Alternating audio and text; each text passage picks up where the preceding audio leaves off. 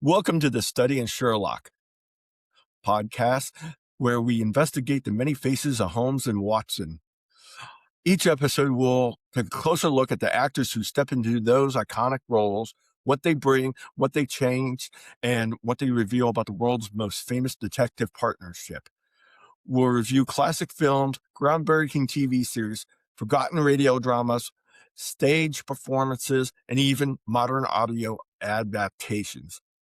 Some will be brilliant, some will be less so, but all of them are part of the story. And because Sherlock is more than one character, he's a performance, a legacy, a puzzle that's still being solved. Whether you're a lifelong Holmes fan or just stepping onto Baker Street for the first time, the game is afoot. Well, welcome back. My co-host, Eric. Eric, would you like to introduce yourself? I'd be glad to. Thank you for having me, Bruce. It's nice to be here. I'm Eric Harper. I am co-hosting the Study in Sherlock podcast today. I am also the co-host of Neighborhood Bookstore podcast, which is an author interview podcast. Each episode of that production, we take a book off the shelf at my favorite local used bookstore. We just read it, we discuss it, and then we discuss its creation with the author. Bruce, why don't you go ahead and introduce yourself back to me? Well, I'm Bruce McIntosh. One of your co-hosts for the Study in Sherlock podcast. And I also host a running podcast called Just the Runners Podcast. We discuss a lot of books on there, running related lately. And it is a Youngstown, Boardman area center where I have a lot of local runners on also. Yeah, you're also a coach, which I admire. Thank you. Yes, if anybody's looking for a running coach, that's great. That's the big one. I lived in Boston for a time, and the marathon passed beneath my apartment window, which was very cool. That would be awesome. And I've enjoyed being on the Just a Runner podcast. The infrequent times I've been on it, I'm not a runner. I'm a reader, and it challenged me to read some books about running. And I found it fascinating. Yeah. So, Bruce, what has Sherlock got for us today? Today we decided to discuss Peter Cushing. He's very well known for other things besides Sherlock. And he was born in May 26, 1913. So we're getting this out on his birth month. Mm-hmm. And he would die August 11th, 1994. And he was known mostly for his horror pictures from Hammer films. He starred in the Frankenstein movies as Baron or Dr. Frankenstein 7 different times. And he played Van Helsing in Dracula 5 times. And I'm sure many people will remember him from the Star Wars movie. In 1977, as Grand Moff Tarkin. He was probably one of the few people besides the Emperor that got to push around to tell Darth Vader what to do. He has come back after his death. They did do AI and bring him back. But I saw that in Rogue One, which takes place right before Star Wars. It was nice to see that character come back. I have a soft spot in my heart for Peter Cushing. And I thought he did excellent in that movie. And if you're into the horror movies, you probably definitely would have remembered him from that. He actually his popularity started building up. He was in many parts, but the one that got him a lot of acclaim was when he played Winston Smith in BBC's production of 1984 by George Orwell. That was put out in 1954. It was shortly after that he got in with the Hammer Studios and was putting out all those horror movies and stuff. And he actually was very good friends with Christopher Lee. If you watch any of either of their movies, you've probably seen them together. They actually did 22 films together. And you probably didn't. Also, remember our friend Richard Green, who from last time played Henry Baskerville? I do. Well, they were both in The Sword of Sherwood Forest in 1960. Oh, Peter wow. Cushing and Richard Green. Richard Green played Robin Hood, and I got to say, I think they got the parts right. And Peter Cushing played the Sheriff of Nottingham. That is pretty good casting. And It's well, interesting that two actors who played a villain in a Robin Hood movie went on to play Sherlock Holmes, because Basil Rathbone, as we talked about last time, was Sir Guy of Gisborne in the yes, Errol Flynn film, and now here you have Cushing playing the Sheriff of Nottingham. That's interesting. and one other film I wanted to mention, and I think this one might interest you. I don't know if you ever saw him, but in 65 and 66, he played Doctor Who in two different film presentations. Doctor Who in the Day of Daleks, in Daleks Invasion of Earth 2150 AD. So he's had a wide variety of characters, from being blown up on the Death Star, all these horror, like Frankenstein, some classic um, pictures there. And then he did get the opportunity, several opportunities to play Sherlock Holmes on put out by different companies. The first one, 1959, The Hound of the Baskervilles, put out by Hammer Studios. Did you do a rewatch of that? I did. I watched. So this is going to be an interesting topic, because we, whenever we talk about Sherlock, we obviously also talk about Watson, and so today we've got sort of like a study of one Sherlock and two Watsons. Actually, three. Oh, that's a good point. You're He, right. But uh, yeah, I did rewatch Hound of the Baskervilles. It was available on Tubi, which I appreciated. yes. And then I watched Cushing's BBC television series. I was able to, I think I saw most of this series.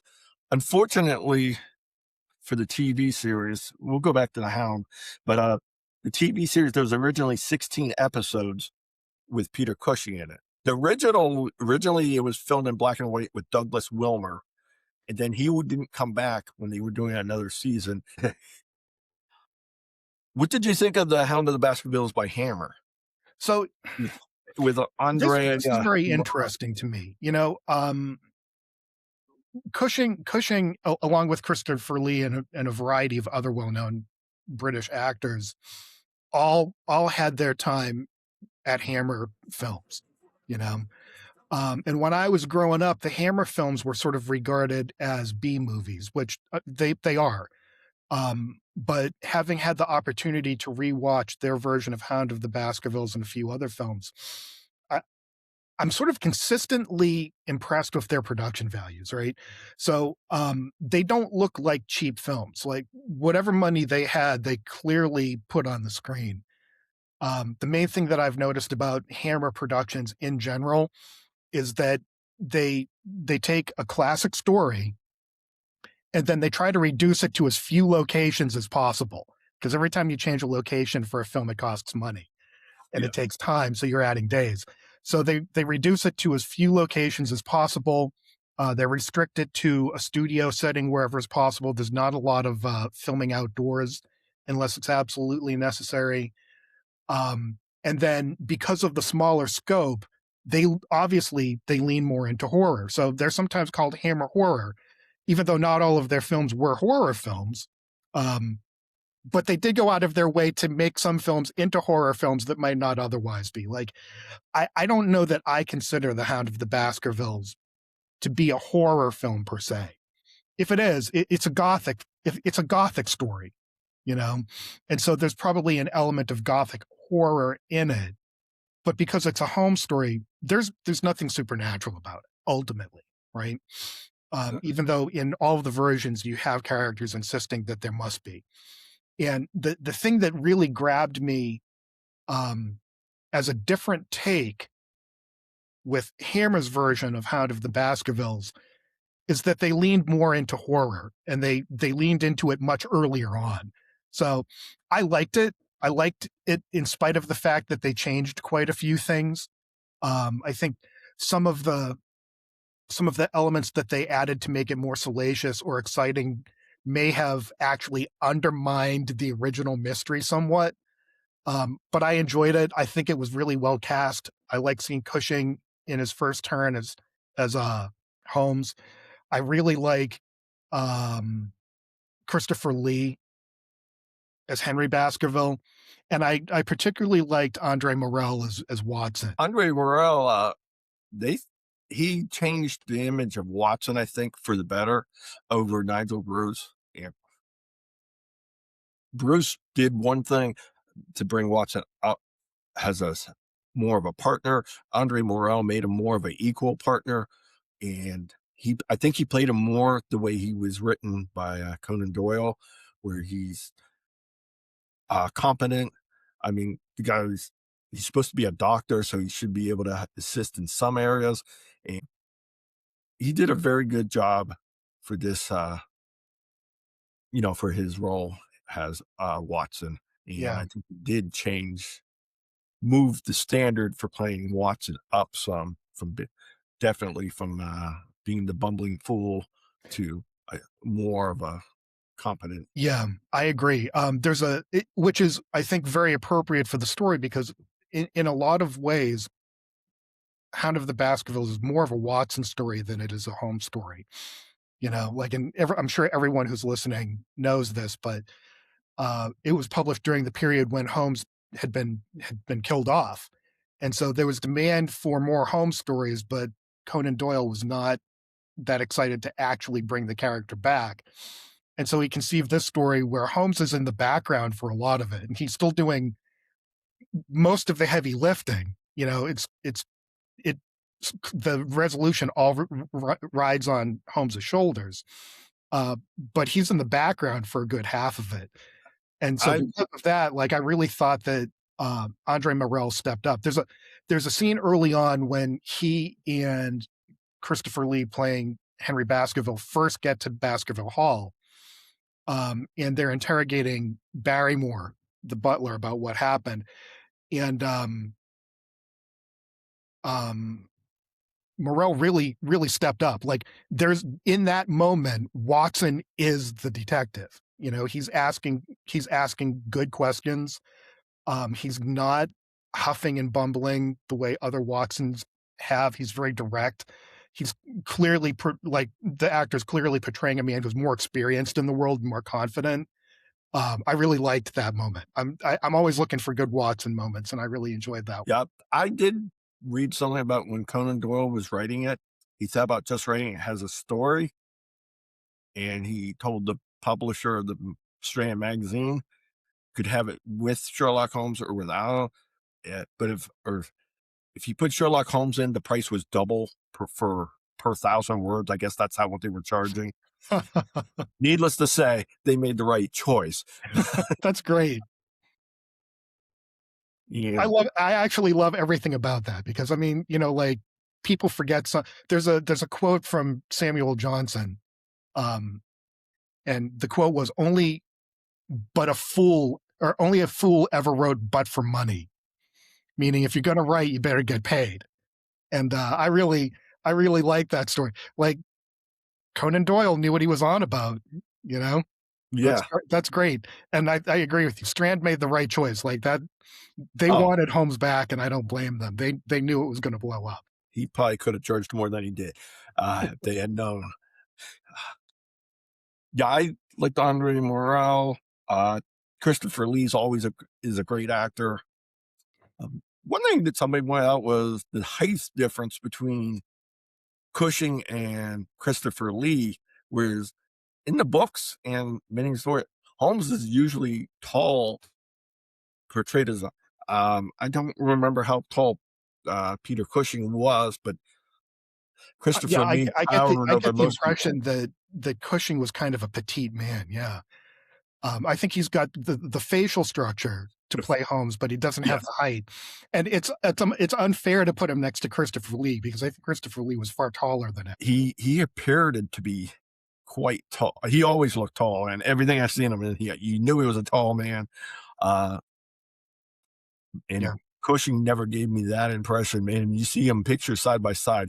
Sherlock Holmes is usually known for being semi tall, yeah, at sort of a least. tall, lanky guy. Yeah.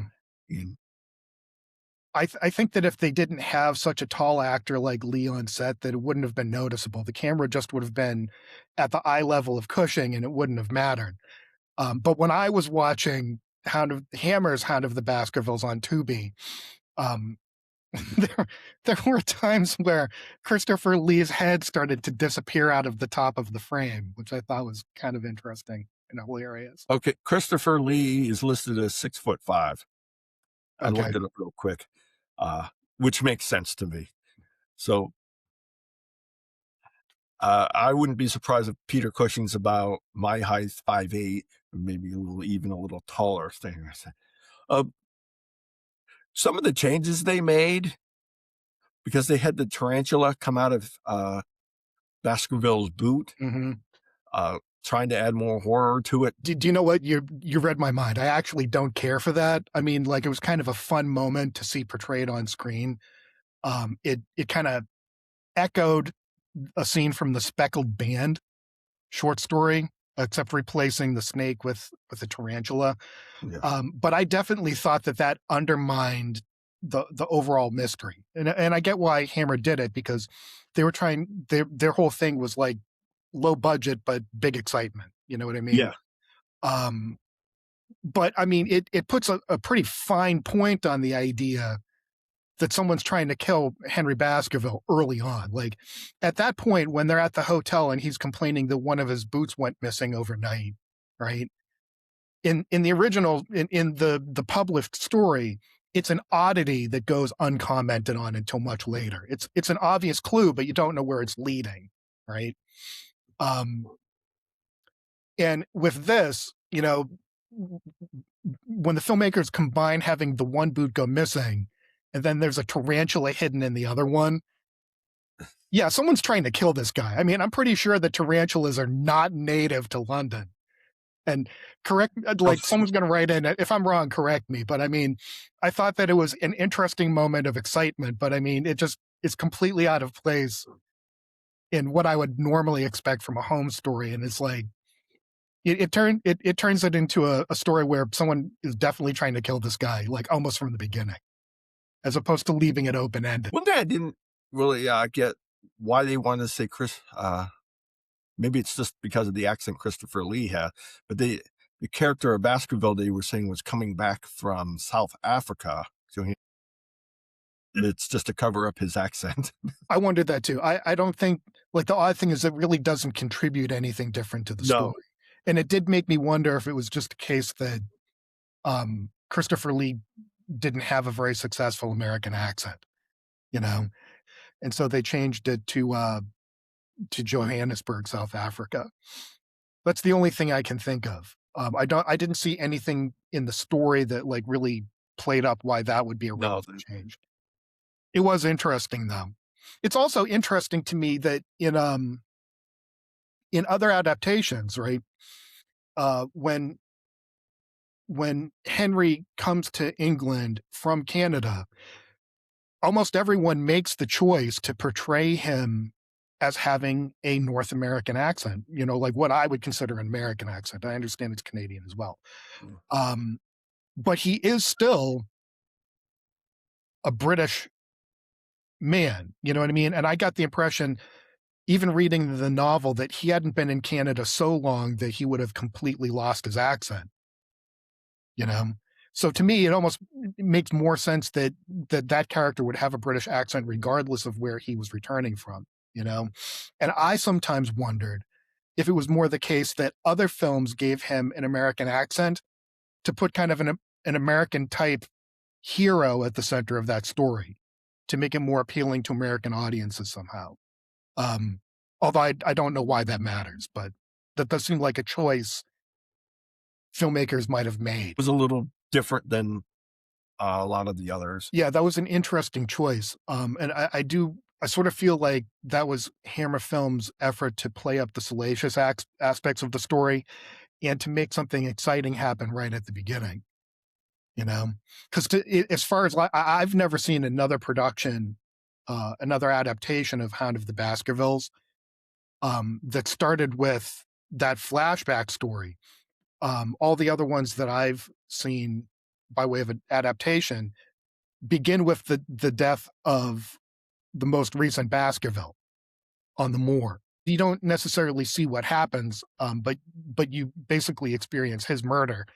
Whereas in this film, that is the part that's just recounted, you know, by the doctor when they get to Holmes's office. They're just sort of reiterating what happened, and it's kind of an odd choice to me because inside the Holmes universe, right? It's possible that those scenes with Hugo Baskerville in the 1600s never actually happened. Like, it's legend, you know? Yeah. It could be a fairy tale. It's been passed down for a couple of hundred years. No one knows if that actually took place, right? And yet Hammer made the decision to put those scenes on screen. And yet, in the Holmes universe, there actually is a murder in the present time that happens at Baskerville Hall that we could be witness to, and they chose not to show that at the beginning. So it's an interesting choice. Those are like that and the tarantula. They were both things that I don't think really contributed to the story or helped move it along. But again, I was having such a good time seeing Cushing and the other actors on screen. I gave them some leeway. Like if I want to see the original Hound attack, I know where to find it. We saw a version of that with with Basil, and there's one with Jeremy Brett, so there are plenty of other opportunities to see that. Sure. Do you want to move on to the TV series? Yeah, I'd love to, because I like this TV series quite a bit. Well, the original series, like we said, had starred Douglas Wilmer, and both and Nigel Stark had played Watson. He stayed on, but Douglas Wilmer had moved on and had made other commitments. And I did read that when he left the show, they considered John Neville. It turns out he had made other commitments for the role, and he had recently started Sherlock Holmes in A Study in Terror at that time, a few years before that. Oh, interesting. And they also looked at, you might not know this name, but Eric Porter. Eric Porter would go on to star as Moriarty in the Granada series with Jeremy Brett. That's right. I actually, believe it or not, I have seen Eric Porter in a couple of other things. I recall that he had a small but significant role in the movie The Day of the Jackal. And I know that I've seen him in other things too. He typically played kind of a villain, so I'm not surprised that he came back as Moriarty. One of the big differences in the series with Wilmer, it was done in black and white, and Peter Cushing, they had moved on and they made it in color. So, and well, any thoughts about the show, and how did you like Nigel Stark as Watson? It's interesting. I would place him right in between Nigel Bruce and Andre Morell, because he is a more present Watson. In the first episode where they adapt A Study in Scarlet, he's the one holding the gun at the end. He does take action. He's involved in a brief fight that happens at 221 V Baker Street. So I thought that he acquitted himself well, but he does also still have some of the huff and grumble that Nigel Bruce portrayed Watson with. He's still a very credulous Watson. He's still very surprised by some of the things going on around him. So I'd say there's a level of distraction there that was more like Nigel Bruce and less like Andre Morell to me. But I do still like Nigel Stark's portrayal quite a bit. I think it's definitely an improvement and more along the lines of what you would expect from the stories. What about you? Overall, I did like the series. I think it would be more popular if all of them still existed. Unfortunately, back then they did not take care of video and stuff like they do nowadays. I like Nigel Stark. Overall, I think he did a competent job. I think a few things you mentioned, the ones I saw, he was definitely involved, and he didn't have the oaf, like you called it, oafish attitude like you would get from Bruce. But some reason I thought he had more the look that I expect from Watson than Andre Morel. Yeah, Andre I Morel, would agree. he looked like a tougher Watson. I thought overall, I thought he did a very good job. Uh, he played him as a competent doctor, and of course, I think Watson's famous for giving him brandy for everything. But I wish that would happen more often. I want to be prescribed brandy. call me. I'll tell you what to do when you're not feeling well. I'll just prescribe brandy. So, yeah. If you have any 3-pipe problems, call. Take 3 pipes and call me in the morning. And I have. It was interesting too because, that the Cushing's BBC television series, appeared to be shot on film to me. So it was in color and it was shot on film. And the interesting thing is that not every show during this time period was filmed in color. A lot of them were still filmed in black and white. And also a lot of British production for television was being done at least partly on early videotape at this time, you know? And so it gives it a, like, video, especially back then, gave it a cheaper and more dated look. And so to me, when I was watching it, even though the scope of the show is small, because that was more the nature of British television at the time, Yeah. the fact that it was filmed in color, the fact that it was shot on celluloid, the fact that they brought on a well-known actor like Peter Cushing, it sort of told me that the BBC had a lot of faith that the show was going to be a hit, and they were willing to put a little more money into it. Well, from what I understand, the popularity of the first series with Wilmer was so popular that was why they were trying to get a second series. I'm Yes. surprised they didn't try to do another season with Cushing. Unfortunately, like I said, only 6 of the 16 survived. I've read where there's parts or the audio from one story still around and parts of another. Oh, Uh, that's a shame. they did. I saw the Blue Carbuncle, Studying Scarlet Boscombe Valley Mystery. There's also the Silent Four. I don't think Mhm. I probably will sit down and watch that soon. I liked all of them. Thought Boscombe Valley was a good interpretation of that. Mhm. What did you think of this Hound of the Baskervilles? Uh, I think Peter Cushing is the only person I know of that starred as Sherlock in 2 different Hound of the Baskervilles. Yeah, I think you're right. I think you're right. I I thought it was well done. It was interesting to see Cushing back in it. Um, it was interesting to compare it to the Hammer film. I thought that they handled it well under the circumstances, and it was interesting to see it revisited by the same actor in a different way.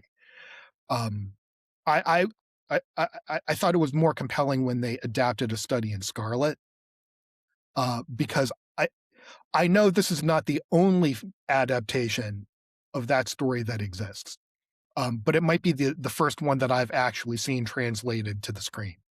You there know, there were a lot of things that were different about A Study in Scarlet. For one thing, the original story is the introduction to these characters. On the television show, it's just another mystery. A lot of the original story, because it was a novel length story, doesn't it is a like an extended flashback. It doesn't feature Holmes or Watson.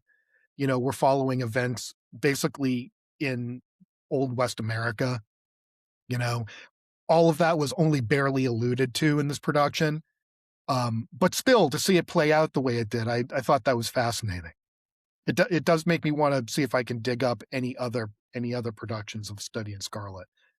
How many dozens upon dozens of productions of The Hound of the Baskervilles have there been? You know? Yeah, there's a few dozen out there that probably aren't too hard to find. Uh, Studying Scarlet's another. There's been a few in the shows. I think a lot of them just use the mystery part. Overall, like I said, for being a drama put on British television, 1960s, it's pretty much what I expect to see of a Sherlock Holmes done. You could definitely tell there was a big budget difference between the Hammer's adaptation movie, Hound of the Baskervilles, and the television version. And their Hound wasn't as good, I didn't think, when they showed the very end and they're shooting at it. They were doing a lot of clipping back and forth, half a second on the Hound, and then they'd show them shooting at it and stuff. Uh, so it's kind of like, let's hide the mystery here. The Hammer's version of the Hound, it's probably the goriest Yeah. and craziest depiction that I've seen. It's hard to top that for the shock value, and I'm sure that's what they were going. And if our friend Angela from Book Club is listening, there was no harms actually done to any dogs in the production of any of these movies. And but like I said, overall, I was happy with those. They were very close to the books, and I have read Peter Cushing, and was one of those that he's read the stories many times. He was doing everything he could to keep them close to in feel and everything about how they appear. There are several that were made. I wish I could see the Greek Interpreter or the Naval Treaty, the Musgrave Ritual. Those are some of the ones that with Story Lodge. Those were some of the episodes that were lost. Like I said, there's 10 of them lost. And just so you know, David Burke and Edward Hardwicke, who would go on to play Watts in the Granada series, both guest starred in that series. It's different characters. All right. Well, we got one. The British film community must have been fairly small at that time. I'm thinking they just keep retreading actors in different roles, but it was working. We should probably devote a little extra time to discussing Cushing's portrayal, and how it was the same or how it differed from the Hammer film to the television series. What do you think of Cushing? Like, where would you put him in the hierarchy now that we've done Basil? Well, he's number 2 after Basil right now, but I think he rates up there. I give him sentimental points. So that moved him up, but I would have to give Peter Cushing 8 or 9 points out of 10. So he would be very close. I did like his interpretation. I like the way he played him. I think he was a little different than Basil. I mean, but in the Hammer film, I think the character was the same in both films, pretty much. He's definitely an energetic Holmes. You know what I mean? Yes. I like that. I like that Cushing played up the passion that Holmes has for what he's doing. I like that. I like that his Holmes is a little bit irascible, and kind of impatient at times. I like that he's very focused on solving the mystery.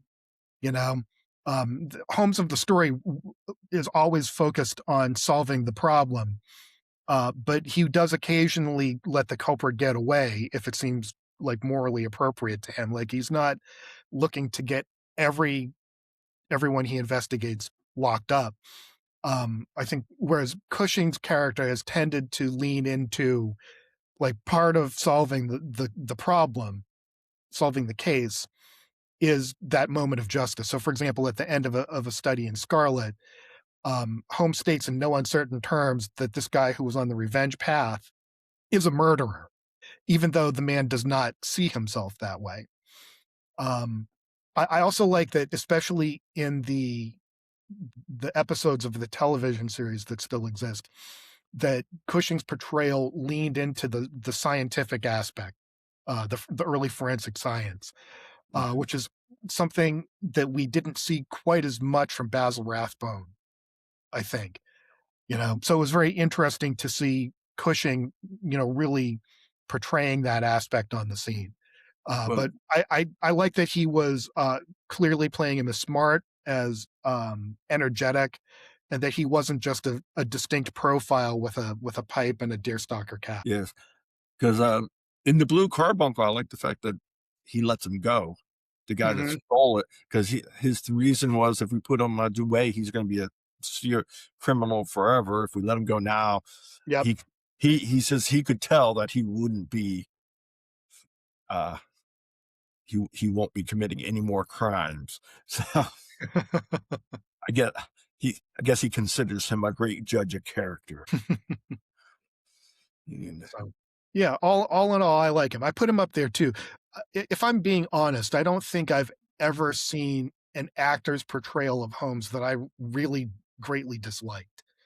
I think it's always been sort of like a sliding scale of people um, who are doing their best. And I would say, we'll probably cover some of the lesser portrayals later. Some of them tend to be kind of dull, or maybe a little too human. But all in all, I've liked almost every actor I've seen in the role. They all brought something distinct and something truthful. Um, I would put Cushing up there as well. I would probably put him like you did underneath Basil Rathbone, just because Rathbone is so iconic. He was the 20th century model on film for Sherlock Holmes, And so I feel like a lot of the people, Douglas Wilmer, Peter Cushing, everyone who portrayed Holmes after Basil Rathbone, even if they did exceptionally well, was kind of keeping the seat warm until Jeremy Brett came along. yeah, up to that point, if you played Holmes, you're going to be compared to Basil. Yep. Uh, Later on, you could get compared to Brett and Basil. Yep. Oh, Yeah, well, but I liked it. I always like seeing Holmes and Watson on screen. I mean this in the best possible way. The television show has a very comforting and comfy vibe to it. It's filmed with warm colors. It's very interesting to see, 221B Baker Street portrayed the way they do, to see the partnership between the two characters portrayed the way it is. And, um, yeah, it's just Cushing's television series is kind of comfort food. that's a good way of putting it, because I like that. I I did enjoy it. Like I said, I wish more of them existed. I think he actually would have been more popular if they all existed, or maybe if they had done the second season also. Because would have been great to see him in like The Final Problem, or I Oh my think gosh, yes. Bohemia. I think they were trying to give him different stories to do, obviously, but he Hmm. had only done 12 or 13, I think. So I don't know if you knew this or not. In 1971, he did the audiobook. He offered to provide voice acting to the Royal National Institute for the Blind for audiobooks. And included in that was the return of Sherlock Holmes. He did all 13-hour-long uh, episodes of. So those would be, I don't think they actually had audiobooks like they did today. Back then, they were probably, I don't know, reel to reel or whatever, cassette Hmm. tapes or whatever. And they were made for blind people. I don't think anybody listened to audiobooks in 1971, but he did. I think he just did it as uh, out of the goodness of his heart. Fascinating. I had no idea. I don't know if they still exist, but that would be interesting to listen to. I have no idea if they possibly could exist anywhere from 1971, but they did. There were some other classic books that they recorded so that blind people could get to enjoy the books. Hmm. I just thought that was an interesting thing about Peter Cushing. I thought it was great that he was willing to do that. And I mean, Yep. now you can return of the return of Sherlock Holmes. I'm sure you could find dozens of different uh, places to listen to it. Oh, I'm And sure. but I'm willing to bet Peter Cushing's version was probably pretty good. Uh, Yeah, I'm right there with you. I'd like mm, to hear those sometime. and I didn't get a chance to watch this one, but in 1984 they did a TV film called The Masks of Death. Uh, Cushing has Sherlock Holmes. You have John Mills as Dr. Watson, and Anne Baxter has Irene Adler. I don't know if you watched it or. If you Do you know have what? memory for this. I have never been able to track down a version of that. That he returned. I would say like at that point in his life, that's definitely an older Holmes. And Yes, he was playing one as of older. my one of my very, very minor critiques of the productions that we've been talking about today. I think that all of the actors are well cast. I do think that Holmes and Watson tend to be cast a little like skewed older than I would like to see them. I do think that that's like a product of 20th century productions that um, audience audiences expected their characters to who were wise and tough to be older because they were experienced. But also, you know, from my reading of the original stories, Holmes and Watson both start out as pretty young men in A Study in Scarlet. So even by 1901, when The Hound of the Baskervilles came out, if you accept the timeline as just like being real, between Yeah. 1888 and 1901, they would still be younger in the story than the actors portraying them in these productions. Um, Again, minor complaint, but like I've noticed that the casting always tends to skew older than I would like to see. Yeah. In the books, I keep thinking they're late 20s or early 30s at the most Yeah, of when they meet. especially I want to say in A Study in Scarlet, that's exactly where they start out, late Because, 20s, early 30s. I mean, you figure like Watson had already gone to medical school, had become a doctor, served in the army, been injured. So he's got to at least be late 20s, early 30s. Yeah, And I'm and I think assuming that they're he's a close to little age. older than Holmes. I feel like we're looking at a Holmes who might be 28 years old and a Watson that might be 32. That I can see that when they're first meeting. And I'd still say in the books he retired. I want to say he retired in like early 50s, according to what in the thing where he Mhm. went to be a beekeeper. So a lot you do see a lot of actors playing him that are much older than where he should be. I mean, a few of Yeah. them purposely to. Obviously, Peter Cushing was trying to portray as a retired semi-retired Sherlock Holmes in this movie. From what I read about it, Mhm. and comes out to solve this one case. And Ann Baxter, she was the woman from All About Eve. Oh, that's right. So she was a little old enough to have been Irene Adler to Peter Cushing's Sherlock Holmes at this time. So Nice. uh, you got three different Watsons teaming up with Cushing. I think I can't say anything about John Mills, but the first two were very credible, very good in their part. And I do definitely like Peter Cushing. Would have been nice to have more Sherlock Holmes with him, but Yeah. I think it's like you said, he would be more famous in that role if the series had lasted longer. During that whole time period, he was continuing to play Dr. Van Helsing yes, in various Dracula films and versions of Dr. Frankenstein. So like just, the abundant horror films that he made with Hammer, I think just sort of like people remember him for those roles much better than Holmes. And that they certainly think of him when they think of Star Wars. eh, So like Holmes, as big a character as he is in the lexicon, he kind of got drowned out in Peter Cushing's career. that's hard to do. There's a few, like I said, Rathbone. Only thing most people think about him is Holmes. Yep, that's true. All right, well, I think that we'll wrap that up for Cushing. I Sounds good. enjoyed it watching his movies again, or watching Hound with him in it again, and I did like the chance to see him in uh very limited amount in the TV series Mask of Death. Well, it was a 1984 television movie, I think, American television. So I'm not exactly sure what you're going to get there. I'm sorry. It's all right. We Well, can always do a postscript on it if we ever get around to watching it. yes. Uh, every episode we'll do a recommendation. Are we going to keep this to books, or do you want to do it books or audio books? We originally Um, met through a book club. And Sherlock Holmes comes originally from the book stories and stuff. So anything that's published, we'll go with that. All Books, right. magazines, feel free to recommend anything in that category. I'd love to, because something does come to mind immediately.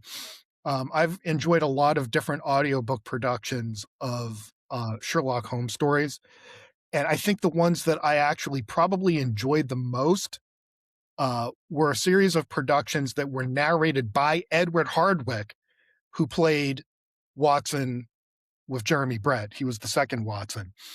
Um, and he read like a pretty extended series of the short stories, and I have several of them on cassette tape.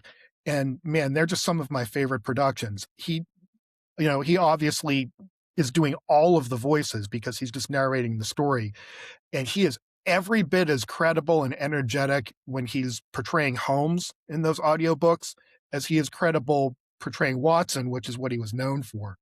Um, I have them on cassette.